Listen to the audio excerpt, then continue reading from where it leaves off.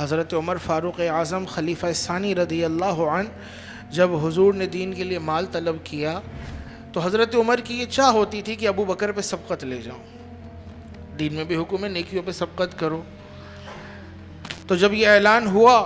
تو حضرت عمر اپنے گھر کا آدھا مال لائے، وہ بڑا مشہور واقعہ،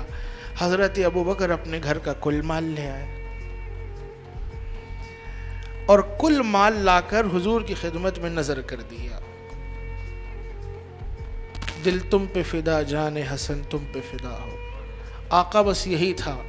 کائنات کی دولت ہاتھ میں ہوتی آپ کے قدموں پہ نثار کر دیتا۔ حضور سب آپ کے قدموں پہ نثار، اور اپنے لباس کا عالم کیا ہے، وہ جو مکے کے سردار، جو قریش کے لوگوں میں، جوانوں میں وجیح، جری، تاجر،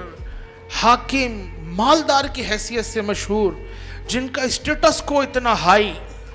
لیکن حضور کی غلامی میں آتے ہیں، دنیا پر اسلام کو جب ترجیح دیتے ہیں، دین کے لیے اپنا سب کچھ لٹانے کا جذبہ رکھتے ہیں۔ جب حضور کی بارگاہ میں اس موقع پر آئے تھے تو حضرت صدیق اکبر کا جو لباس تھا، اس لباس کے اندر بھی کانٹے لگے ہوئے تھے، چادر،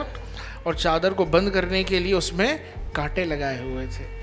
جبرائیل امین حضور کی بارگاہ میں آئے، عرض کیا رسول اللہ، آپ کے اس صحابی نے، آپ کے اس عاشق نے اپنا کل مال آپ کی خدمت میں نظر کر دیا اور اپنی حالت یہ بنا لی کہ اپنے جسم پہ جو لباس ہے اسے کانٹوں کے پیوند لگائے ہوئے ہیں۔